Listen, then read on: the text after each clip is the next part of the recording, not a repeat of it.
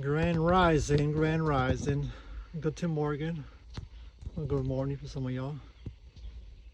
Currently doing the framing for the soffit here in the front. Putting these little 2x4s between the trusses.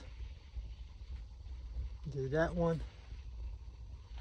Trying to box it in to do the soffit and F channel. There, 1, 2, 3, 4. About to do 5 right there so far. I need 1, 2, 3, 4, another 5 left, so 10 total. I'm gonna box it in with this 2x4s in between the trusses here. And put the F channel underneath here. And put the soffit. Bada boom, bada bing, bada bam. We got the rest of the boards done. Did a little extra precaution and caulked the little cracks I had. I'm just weird like that. Even though it's gonna be covered with fascia and soffit.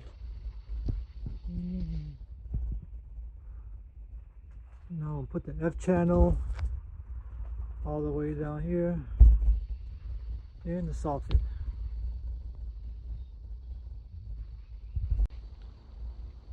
Well, it's coming along. Got the F channel up and some soffit going up now.